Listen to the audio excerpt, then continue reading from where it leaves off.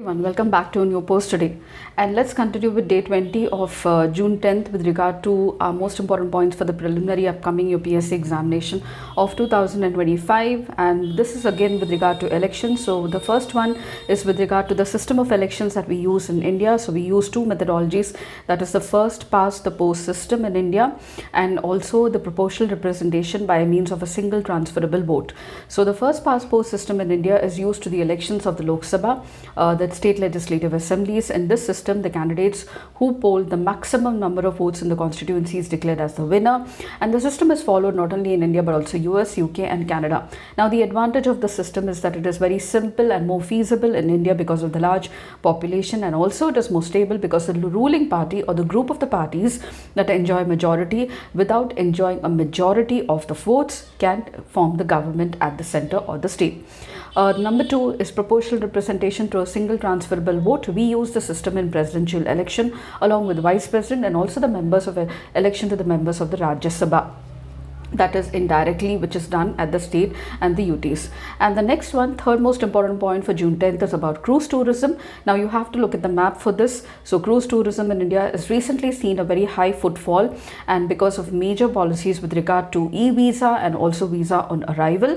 Now the major cruise operations are operating presently at Mumbai Goa, Mumbai Diu, Mumbai Kochi, Mumbai Lakshadweep and the Mumbai High Seas, along with Chennai Vizag route. Now the river cruise tourism is operational in Varanasi Haldia stretch of Ganga, Dubri Sadia stretch of the Brahmaputra. The government plans to build theme-based tourist circuits in India. And then the most important is about IRDAI, which is called as the Insurance Regulatory and Development Authority of India. Now it is an autonomous and a statutory body that is under the jurisdiction of the Ministry of Finance, Government of India, and it is tasked with regulating and licensing of insurance and reinsurance industries in India. It is constituted by an act called as the Insurance Development Authorities Act of 1999, and it is an act of the Parliament of India, Government of India, and the agency's headquarters is located in Hyderabad, Telangana. The next most important issue is with regard to Employees Provident Fund Organization. Now this has reportedly seen a significant increase in its net membership from April 2024. So almost 14.92 lakh employees registered on this. So EPF is one of the most popular form of long-term retirement savings, and also it ensures financial well-being of the workers as well. So the employee and the employer contribute an equal amount towards the savings in this fund. The government administered fund has a retirement savings program and was designed and launched in 1952. The Provident Fund in India is a scheme that ensures financial well-being of the workers in India. It was established by an act also, and the Employees Provident Funds and Miscellaneous Provisions Act under the Ministry of Labour and Employment, and it is managed by the Employee Provident Fund Organization or the EPFO. Under this program, the employees contribute a proportion of the family salary to the PF account, and the accumulated amount is then payable to the employees at the time of retirement and also resignation, as well as in case of death of the employee. The sixth most important issue is with regard to the size of the Council of Ministers. Now recently, Prime Minister Narendra Modi sworn in as the Prime Minister of India for the third consecutive term with the strength of 972 Council of Ministers. So the 91st Constitution Amendment Act of 2003 said that the total number of strength of the Council of Ministers, including the Prime Minister at the center and the Chief Minister at the state level, should not exceed 15% the strength of the Lok Sabha, the State Legislative Assembly. So there is a limit on the strength of the Council of Ministers in India. There is no maximum requirement at the central level, whereas in the smaller states there is a minimum requirement of 12, and in the Union Territories of Delhi, Jammu and Kashmir, the maximum limit is 10% of the strength of the Legislative Assembly. Now the first Council of Ministers in India, in independent India, 1952, in 1952 had Jawaharlal Nehru with 15 ministers after the first general election. So the first general election had 30 ministers, and at the first Council of Ministers had only 15 ministers headed by Prime Minister Jawaharlal Nehru. Over the years, the Council of Ministers size has increased from varying between 50 to 60. Interestingly, the United Front government, which was led by Deve Gowda in 1996 and also I.K. Gujral in 1987, was sworn in with just 21 and 34 ministers. In 1999, Atal Bihari Vajpayee's government had about 74 ministers. The size of the Council of Ministers, however, has become unwieldy large in many of the states because of coalition politics. And for instance, in 2002, Mayawati of the UP, when she became the Chief Minister of Uttar Pradesh, had a whopping 79 members in the Council of Ministers. And the National Commission, which reviewed the working of the Constitution under the chairmanship of Justice Venkatachalaya in February 2000, said that it called for a ceiling of 10% of the strength of the Lok Sabha as the strength of the Council of Ministers. Presently, we have 15% strength of the Lok Sabha, and this is mentioned in Article 75 itself. Who constitutes the Council of Ministers? Now, the Council of Ministers consists of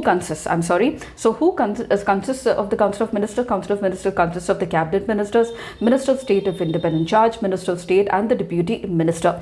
Now, the Constitution does not classify the ranking of the Council of Ministers. It just mentions Prime Minister and Council of Ministers and Chief Minister and Council of Ministers, which are appointed by the President and the Governor. All this has been done informally. The ranking within the Council of Ministers has been done informally, following the British practice. So from where we have learned our system of parliamentary system. Cabinet ministers are the highest rank.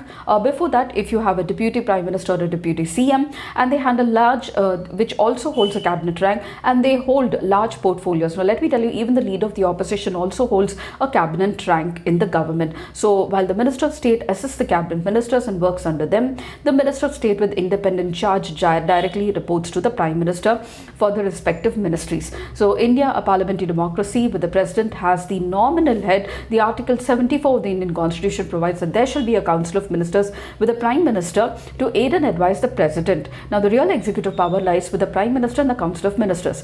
A minister should be a member of either Lok Sabha or the Rajya Sabha, and if they have not been so, they should be elected within 6 months period to either House of the Parliament. So, a similar setup prevails even in the state with the Council of Ministers and the Chief Minister. Now, the Union Council of Ministers, which was recently sworn in by the Narendra Modi government on June 9, 2024, has about 30 cabinet ministers, 5 Minister of States, and 36 independent charge ministers, Minister of States. So these, totaling almost 72 members. And the eighth one, most important for the day, is about the EU parliamentary elections. Now, the EU Parliament, let me tell you, is the second largest, represents the second largest democratic electorate after India, with almost 375 million eligible voters in 2024. We have a whopping 968 million in number. And EU Parliament is one of the legislative bodies of the European Union and one of the 7 institutions, together the Council of the European Union, called as the Council and informally as a Council of Ministers. It adopts the European legislation following a proposal by the European Commission. The Parliament consists of 705 members, which represent the 27 countries in the EU. And recently the country was in news with regard to war cabinet. Now, this country is Israel. So, the war cabinet was formed immediately after the attack of the Hamas on Israel on October 11, 2022, and beginning the Israel-Hamas war, the opposition party National Unity Government joined the 37th government led by Benjamin Netanyahu, and negotiations began with the cabinet with regard to the management of the war and also outbreak of the war. So, the country which has a war cabinet is Israel. So these are the most important points that you need to follow for June 9th with regard to your UPSC upcoming preliminary examination of 2025. If you did, please do like, share and subscribe, and don't forget to comment at the end of the video, and I shall see you in my next post. Until then, it's happy learning.